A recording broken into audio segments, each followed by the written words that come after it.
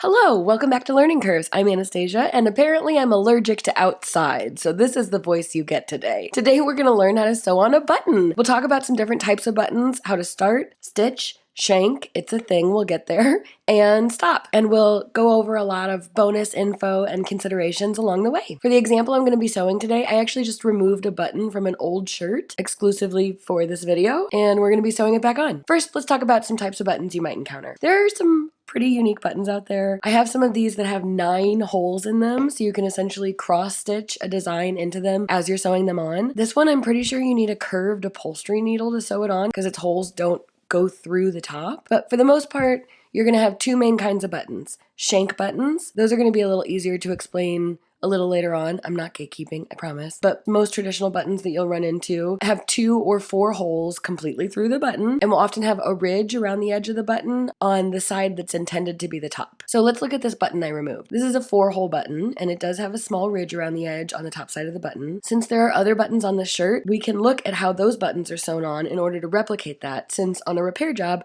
we usually want it to look in the end like the button had never fallen off or been maliciously removed by me. So looking at other buttons that are still on the shirt, we can see it was sewn on in an X pattern. It actually has a single stitch, like a single thread going from one of the holes on the bottom to the other one. But for the most part, the stitches go bottom left to top right, and those are all beneath the ones going bottom right to top left, as opposed to sort of weaving those stitches together. We can also see the orientation of the holes on here. The holes are placed so that they form a square as opposed to forming a diamond, aka a rhombus, so that this forms an X as opposed to forming a T. So we'll mimic that hole placement and those stitches. So we need to, of course, sew those bottom stitches first. So let's get this whole thing started. So you can use just about any thread to sew on a button. I do like sometimes using quilting thread because it's much stronger, but I'm just using some all-purpose white thread here. Our thread's going to be doubled up as we're stitching this button on, so I'm going to cut twice the length that I'll need. By the end of this video, you'll have an idea about how much thread you'll want. I do think it is helpful to err on the side of excess when you're doing buttons. It can be really annoying to start and stop on buttons specifically because the button gets in the way.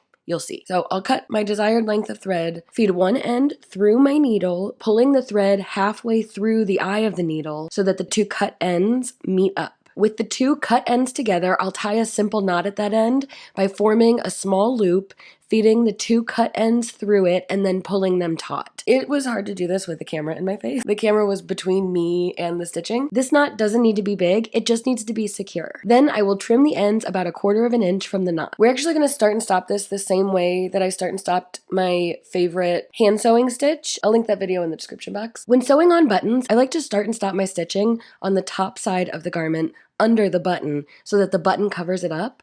So here, starting on the top of the shirt, directly in the middle of where my button will end up, I'll make a tiny stitch. I'm not even going through to the bottom or like the other side of the shirt yet. And before I pull this thread the entire way through the stitch, I'll feed the needle through the 2 threads on the back half so that the knot cannot go through the fabric. And this is how we anchor our thread onto the fabric. When you do pull the thread the rest of the way through the stitch, or any stitch that's more than 1 ply of thread, sometimes, lots of times, there will still be a loop on the other side like here.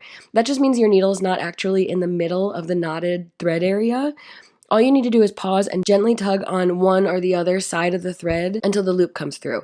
Make sure you check at each stitch though, or pretty regularly, because if you have a loop and then you make a bunch of other stitches, it can be such a pain to go back and pull that loop through. Just try to keep an eye on it. So now that my thread is anchored onto the fabric, I'm going to feed the needle down to the other side of the shirt.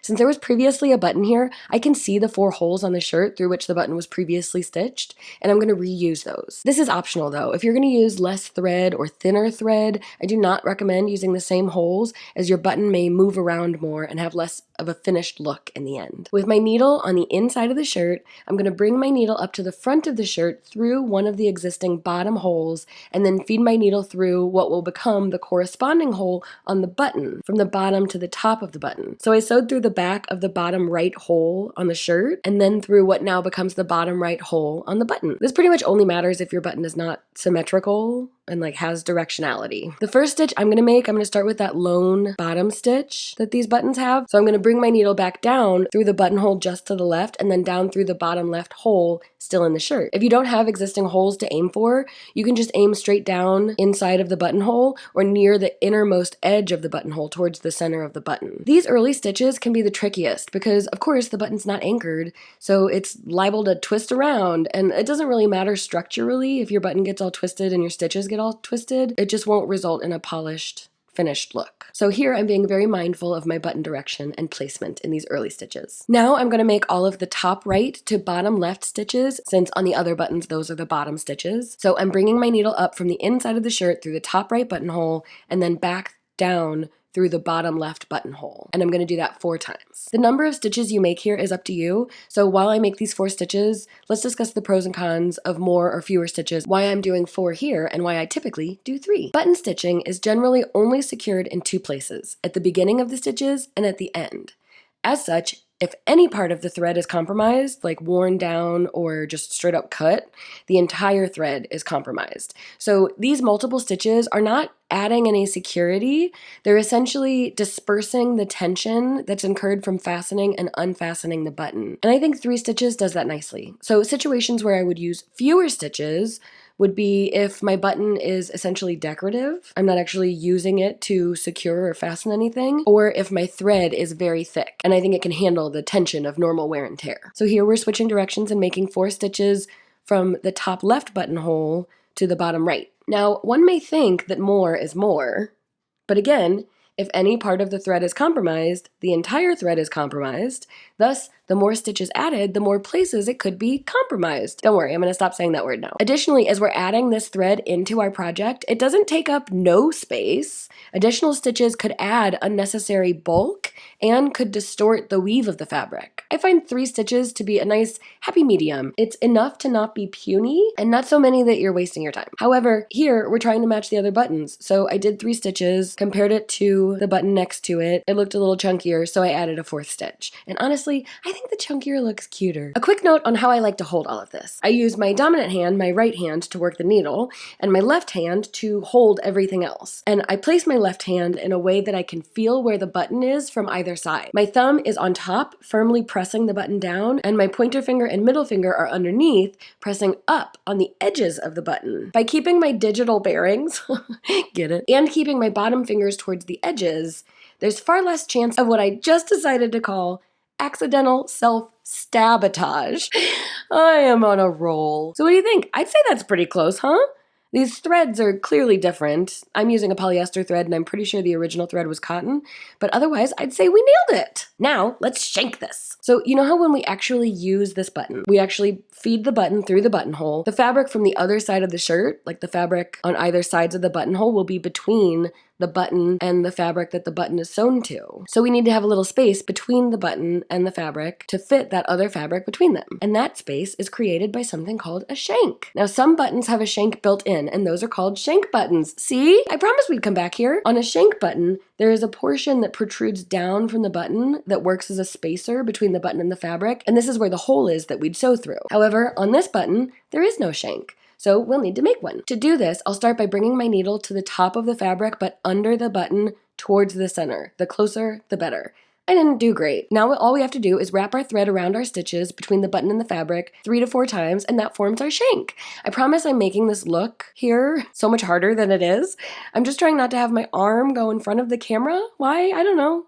I thought I would make it hard to tell what I'm doing, and now I just make it look hard. Whatever. I actually stitched this button on pretty tight, so there wasn't a whole lot of room for my shank, but another benefit of a shank is that it sort of lassos all your threads together so that they're like less vulnerable to catching on something, and this is still achieved here. So lastly, we will secure the end. Again, I like to do this between the button and the fabric, but you could absolutely do this on the other side of the fabric. Like here, it would be inside of the shirt. So we'll make a very tiny stitch by putting our needle into the fabric and coming right back up very close to it. And before we pull that stitch taut, we'll feed our needle through the loop that is formed and then we'll pull it taut. And that forms a little knot. I like to do that more than one time, so I do a second one. And lastly, I like to feed my thread through between the 2 layers of fabric here, traveling a short distance from where I was stitching, and snip the ends. This lets there be some thread after the knots that we formed at the end, but it's hidden inside of the fabric and not hanging out the back. And since I did my knots between my button and my fabric, my knots are hidden by the button. That's it! You are now a master buttoneer,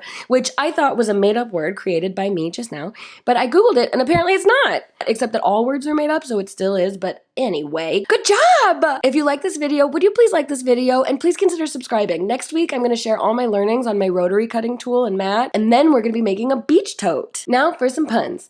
Shanks for watching. I appreciate you so much. I hope you had a whole lot of fun. Did you subscribe? You button not forget. Oh gosh. I'll see you next week when hopefully I won't sound like I've been smoking 4 packs a day for years. Love you so much. Bye!